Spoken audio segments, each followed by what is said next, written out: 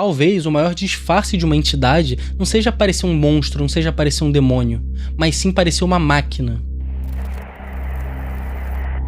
Eu tava conversando com um amigo de trabalho hoje, e a grande questão que a gente estava debatendo era se OVNIs, se objetos voadores não identificados, eles são demônios. Então eu vou começar esse relato voltando um pouco no tempo. Em 2004, pilotos da Marinha Americana encontraram um objeto branco, sem asas, sem propulsão, mas se movendo pelos ares. O encontro envolveu testemunhas treinadas, radares e até mesmo instrumentos de infravermelho. Para muita gente, isso aponta para uma tecnologia que não foi construída pelo ser humano. Mas existe outra explicação que é muito mais incômoda. E se aquilo que estivesse se movendo nos ares não fosse um objeto, mas sim o próprio visitante? E muito antes de eu responder essa pergunta, eu quero que você imagine 3 cenas junto comigo. A primeira é a forma física. Um piloto, por exemplo, de um caça, ele enxerga uma forma, ele descreve velocidade, deslocamento. Aquilo ali existe no espaço-tempo, a gente consegue tangibilizar, mas não consegue explicar o que é. A segunda cena é uma pessoa despertando do sono, sem conseguir se movimentar, mas sentindo uma presença estranha ali. E a terceira imagem é muito mais antiga, uma imagem religiosa. Ezequiel, ele descreveu seres, ele descreveu uma roda girando dentro de outra roda. Em 2 Reis, a gente vê, por exemplo, a descrição de uma carruagem de fogo. E nenhum desses textos está escrito que eles viram alienígenas ou que eles viram naves, mas que eles descrevem presenças que aconteceram no céu, presenças celestiais. E aí a gente junta tudo isso e vem um verdadeiro problema, que é, talvez essas imagens não tenham relação nenhuma, talvez essas imagens sejam completamente sem sentido uma com a outra. Um registro militar, por exemplo, pode ser um balão meteorológico, pode ser de fato um pássaro, um drone, pode ser algo que não tenha resposta. Uma presença no quarto é uma paralisia no sono que a ciência hoje em dia já consegue explicar. E uma visão profética, ela pode ser uma linguagem religiosa usada para descrever o contexto da época. Mas e se de fato existir uma relação entre tudo isso? E se de fato a gente olhar e falar, cara, essas 3 cenas, elas são a mesma coisa, só que em momentos diferentes? E aí, voltando ao que eu tava conversando com um amigo meu, isso não significa que fadas, demônios e djinns são a mesma coisa. Significa apenas que experiências diferentes, elas trazem a mesma visão. A gente tem, por exemplo, a distorção da percepção do tempo, a gente tem ensinamentos ocultos, a gente tem paralisia, a gente tem presença de luz e até mesmo a transformação da testemunha.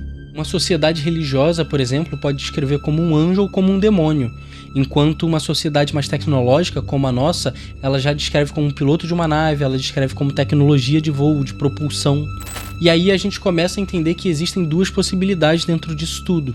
A primeira é psicológica, o cérebro humano ele tenta colocar um personagem para descrever aquilo que foi vivido, e aí cada cultura é influenciada de um jeito. Os djinns, por exemplo, na região mais do Oriente Médio, a gente vai para uma cultura mais da Igreja Católica, já começa a falar de demônios, de espíritos, de anjos.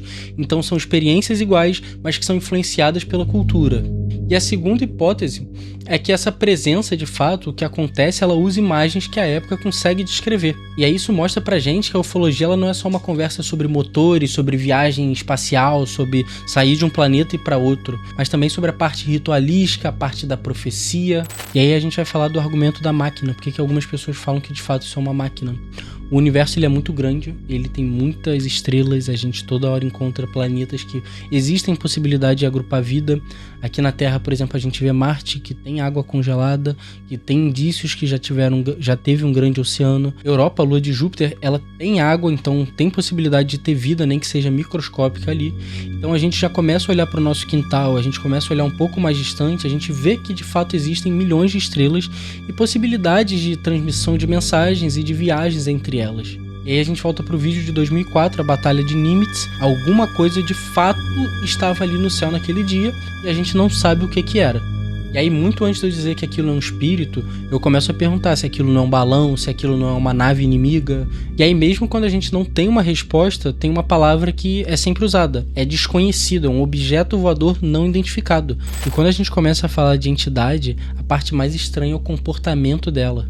A gente vê relatos de telepatia, de mente embaralhada, de distorção na percepção do tempo, luz muito forte sem mesmo estar visível, apenas no nosso subconsciente. E muitos pesquisadores, eles começam a dizer que, e hoje em dia, grande parte dos relatos atribuem a figura do mestre, o arquétipo da pessoa que ensina, a alienígenas. A gente vê que o papel é o mesmo, mas a figura que está executando ele muda. Então, só para recapitular, enquanto a gente falava antigamente de rodas sobre rodas, carruagens de fogo, como tem diversos textos, textos católicos, textos indianos, a gente começa a falar hoje em dia de luzes, a gente começa a falar de propulsão, a gente começa a falar de motores. E o que aproxima da religião é justamente isso. Por que uma entidade que saiu de tão longe, ela precisa trazer ensinamentos pra gente, ela precisa trazer experiências transformadoras. Muitos relatos de alienígenas falam de cura à humanidade, de trazer curas para doenças, de trazer um novo comportamento, uma nova visão de mundo. E aí talvez existam tecnologias que consigam modificar a mente. A gente já faz isso com telas de celulares, realidade aumentada, uso de drogas. Tudo isso muda a nossa percepção e o nosso comportamento. Então, uma sociedade mais avançada, mais tecnologicamente avançada, ela poderia fazer isso também, só que com muito mais precisão. E aí, para avançarmos, nós precisamos ir para um lugar onde essa discussão fica mais sensível. A gente vai falar da Bíblia agora, porque ela não diz que OVNIs são de fato demônios, mas ela oferece categorias de inteligências não humanas, ela oferece engano, ela oferece aparição e até mesmo coisas que a gente consegue aplicar a fenômenos modernos. E aí quando alguém fala que a Bíblia diz sobre OVNIs, sempre começa por Ezequiel. A leitura tecnológica de Ezequiel é fogo, brilho, subida vertical. As rodas, por exemplo, elas são uma aparição fantástica que acontece ali, algo que é indescritível na época, rodas girando dentro de rodas. E muita gente associa isso a rotores, por exemplo. E aí a gente vai nos astronautas antigos e vê que o Ezequiel estava tentando descrever uma nave alienígena com seres altamente tecnológicos, tentando trazer conhecimento para Ezequiel. Só que tem um grande problema aí, que é o que a gente faz quando uma roda vira rotor. Onde é que a gente encaixa um ser com cabeça de leão, um ser com cabeça de águia? Onde é que isso se encaixa num alienígena? Onde é que isso se encaixa numa tecnologia? E aí a gente tem um comportamento muito estranho, que é chamar de metal o que faz sentido para isso é OVNI, e falar que é parte religiosa, que é metáfora, o que a gente não consegue explicar. Então a gente cria essa diferenciação para beneficiar a nossa visão, né, sobre ufologia. A própria visão do livro de Ezequiel, ele não traz aquilo como se fosse uma tecnologia avançada, mas sim como uma visão de Deus. Segundo Reis, ela oferece outra visão pra gente muito famosa. Elias é separado de Eliseu e ele sobe ao céu numa visão de um redemoinho de fogo. Mas esse redemoinho de fogo, hoje em dia a gente pode associar a uma nave, a uma cápsula de fuga, enquanto o texto não diz nada disso, o texto não dá uma explicação técnica sobre uma nave. E a gente tenta, talvez, transformar tudo que é espiritual em alienígena, porque a nossa época é extremamente tecnológica, a gente vive numa época que tem inteligência artificial, tem realidade aumentada, tem foguetes, então tudo a gente tenta trazer essa explicação de fato de ser tecnologia. E se uma inteligência ela parece cercada de luz, ela fala dentro de uma mente, dentro da sua cabeça, e anuncia que veio para conduzir a humanidade para um novo estágio, por que a gente deve acreditar nela? Porque ela possui uma tecnologia avançada? Porque ela é benevolente? Ou porque disse que veio para nos salvar? Uma civilização mais avançada, ela pode ser mais inteligente do que a gente, mas sem ser moral, por exemplo. E aí eu te pergunto, se uma coisa desce do céu, diz que vem te ajudar, você acredita ou não? E é exatamente aí que a gente vai esbarrar se aquela entidade ela é de fato um alienígena, um anjo, até mesmo um demônio. O próprio Vaticano discute a possibilidade de vida extraterrestre sem descartar a hipótese da criação divina. E mesmo assim não existe um ensinamento católico dizendo que alienígenas são demônios ou que são espíritos do bem ou do mal. E isso não é uma proibição doutrinária. Existir vidas em outros planetas é uma hipótese que a própria Igreja Católica levanta como possível dentro da parte da criação divina. E aí se a gente for para a tradição islâmica, os djinns eles são uma categoria à parte.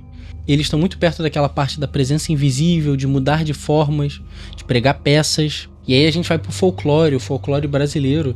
Temos muitas questões de presença noturna, de paralisia, daquele medo do desconhecido, de alguém estar te olhando no seu quarto. No espiritismo kardecista, a gente vê que existe a possibilidade de diferentes formas de vidas em muitos planetas do sistema solar e outros planetas, por exemplo. E isso não prova a existência de alienígenas, mas mostra que a espiritualidade, que a religião ela consegue incluir outros mundos sem abandonar de fato o que ela prega, sem abandonar o que ela tem no seu DNA.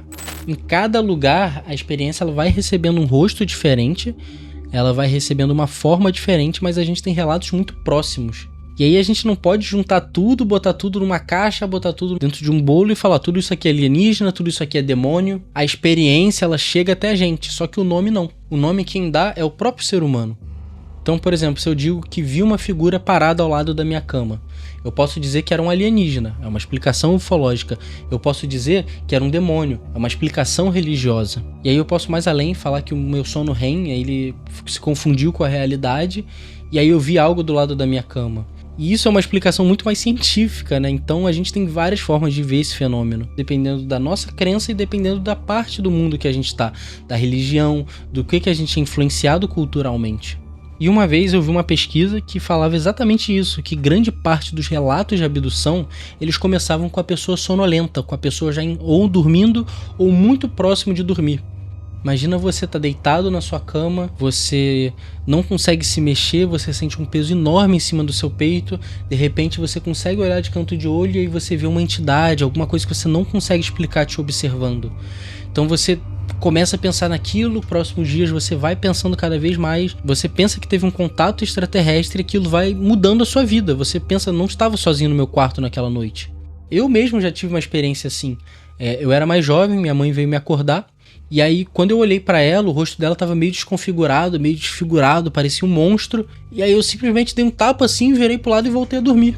E aí uns 10 segundos depois eu acordei, eu olhei pra ela e falei, cara, era tu, mãe? E ela começou a rir, porque ela viu minha cara que eu achei que ela fosse um monstro, sabe? E a explicação tava ali o tempo todo, eu tava meio adormecido, meio acordado, e ao mesmo tempo a minha mãe do meu lado. Foi uma alucinação visual, foi uma alucinação do tempo. Eu tava no meu quarto, mas ao mesmo tempo o meu quarto tava todo distorcido, ele parecia outro lugar. Só que o terror foi real, apesar de ser minha mãe, apesar de ser o meu quarto, o que eu senti foi real. Eu senti exatamente como se eu estivesse em outro lugar, numa caverna, numa nave, e tivesse alguma presença muito estranha me observando. Eu penso, e se esse momento a gente não tá mais fraco a ponto da gente perceber essas presenças, dessa presença, por exemplo, chegar até nós? E aí quando a parte extraterrestre, a parte tecnológica, ela tá muito distante, a gente deixa isso a cargo do espiritual. O contrário também acontece, quando aquilo está muito tecnológico para ser explicado pelo ponto de vista religioso, a gente deixa para ponto de vista de alienígenas. Então a gente cria um gap que a gente tenta explicar de uma forma quase poética, interdimensional. Veio de outra dimensão, apareceu e sumiu. É muito simples falar isso, é muito conveniente falar isso. E aí quando alguém fala, nossa, aquilo é interdimensional, veio de outra dimensão. A outra dimensão de fato é o quê? É um plano espiritual? É um outro universo? É uma região fora do espaço-tempo? Ou essas coisas são sinônimas? E se algo atravessa outra dimensão, por que eu posso sentir no meu corpo e ao mesmo tempo filmar numa câmera? Então a palavra interdimensional, toma muito cuidado com ela, porque ela é basicamente um não sei. Eu não sei o que é aquilo, eu vou dizer que é interdimensional. E aqui a gente não está construindo só uma ficção, a gente está fazendo exercício de imaginação também. E aí o que eu peço para você é que sempre que a gente falar de um objeto alienígena, sempre que a gente falar de uma presença, sempre que a gente falar de uma possessão, uma paralisia do sono, tenta não ser leviano nas palavras, isso perde credibilidade. Eu falo que é interdimensional, que aquilo veio de não sei aonde. Tenta construir uma narrativa de como aquilo aconteceu, tenta usar o senso crítico para pensar quais foram as situações, o que foi visto naquele dia, o que aconteceu durante todo o dia. Pode ter uma explicação religiosa, pode ter uma explicação da ciência, pode ter uma explicação propriamente tecnológica às vezes, ou pode ser tudo isso junto e a gente não está conseguindo identificar porque a gente não tem conhecimento espiritual ou conhecimento tecnológico, ou por aí vai, suficiente para explicar aquilo. Então também peço que não seja tão inflexível com as suas crenças. Tenta pensar no ponto de vista religioso, estude religião, pesquise religião, tente pensar também no ponto de vista tecnológico, veja o que está acontecendo no mundo, o que já tem de relato. Tudo isso ajuda a fortalecer cada vez mais a ufologia. E se a gente tenta transformar toda presença, toda entidade em demônio, acaba que tudo vira medo, acaba que tudo vira alarde, vira um filme de Hollywood, vindo com a nave, destruindo os Estados Unidos, destruindo tua casa. E não é assim, não é bem assim.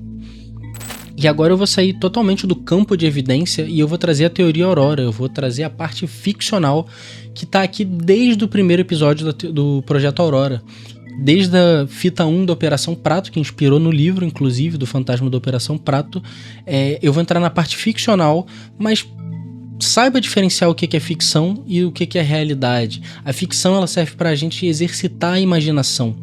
A realidade é o que a gente tem documentado, são as provas, são todo o contexto que a gente vai juntar para tentar entender se aquilo é espiritual, religioso, tecnológico ou tudo isso junto. A tese que eu vou trazer aqui para vocês agora é justamente da máquina ser o corpo e a consciência ser o piloto. E eu não estou dizendo que existe uma pessoa minúscula sentada dentro da sua cabeça. Eu estou dizendo que a nossa consciência, ela atua por meio de uma interface biológica. O nosso corpo, ele é biologia, mas ele pode ser uma biologia tecnológica. Então vamos pensar numa nave. O piloto entra, o piloto consegue ver todos os instrumentos e operar aquela nave para chegar ao seu destino e cumprir sua missão. Só que um objeto sem cabine, ele poderia muito bem ser um organismo artificial que abriga o seu piloto, que abriga uma consciência em um outro lugar. Um disco voador, ele não precisa ter necessariamente um ser ali dentro dirigindo ele, pilotando. Essa consciência ela poderia ser distribuída por toda a nave. E aí um veículo ele não seria um transporte e sim um corpo temporário. E aí se a gente procurar onde está o piloto, seria a mesma coisa que a gente abrir um corpo humano, abrir o cérebro e ficar procurando quem está ali guiando a gente. Procurar a consciência. E isso não é possível. A consciência ela não viaja dentro de uma nave, ela não viaja dentro de um disco voador. Ela se acopla a essa nave, assim como a gente se acopla ao nosso sistema nervoso, aos nossos músculos. E isso explica porque alguns encontros eles parecem profundamente físicos e outros profundamente mentais. O grau de acoplamento daquela entidade poderia mudar entre cada indivíduo. Algumas inteligências elas precisam de matéria densa, elas precisam de um corpo, outras poderiam construir através da tecnologia ele. Enquanto muitas outras poderiam apenas tentar influenciar através da percepção. E algumas máquinas elas poderiam ser autônomas. Pega o carro, por exemplo, o carro autônomo. Ele não tem uma consciência, são algoritmos que estão dirigindo aquele carro. E, novamente, uma entidade ela não significa ser boa, um alienígena não significa que ele seja mau. E aí, quando uma presença ela diz que vai trazer conhecimento, a gente tem que se perguntar principalmente não só que tipo de conhecimento, mas a que custo. Veja, por exemplo, o vídeo de Enoch. Ele trouxe conhecimentos muito importantes, só que qual foi o custo disso? Então eu pergunto para você, OVNIs são demônios? A gente não tem evidência disso, a gente tem relatos, a gente tem presença física em radares, em infravermelhos, em fotografias, a gente tem momentos de transformação do indivíduo e culturas que descrevem a mesma coisa em épocas diferentes, com nomes diferentes. Máquina, entidade, alienígena, demônio, talvez sejam respostas diferentes, talvez sejam respostas iguais. Só que para mim aqui no Projeto Aurora, o corpo é uma máquina e a nossa alma é a entidade. E agora eu quero que você faça uma escolha nem que seja provisória. Opção A, máquinas construídas por inteligência extraterrestre. Opção B, entidades ou manifestações espirituais. Opção C, uma inteligência onde máquina e entidade são parte do mesmo sistema. Coloca apenas a letra aqui no comentário, me diz qual que você acredita que seja de fato e me diz qual evidência faria você abandonar essa escolha. O que apareceria que faria? Cara, realmente eu mudei de ideia em relação a isso. Que tipo de evidência tem que aparecer? E eu mencionei também o Fantasma da Operação Prato. Se você quer saber um pouco mais, baixa os primeiros capítulos, estão aqui na descrição gratuitos, o capítulo 1, o prólogo e o capítulo 1. Baixa aqui, eu escrevi com muito carinho, com muita dedicação, por conta desse livro que eu comecei o Projeto Aurora e em breve eu estou lançando a versão física, eu já estou na finalização dela. Vai acompanhando na aba da comunidade que eu vou postando lá sempre. Então, mais uma vez, meu muito obrigado. Meu nome é Matheus Macieira, o arquivista, e essa foi mais uma transmissão do Projeto Aurora.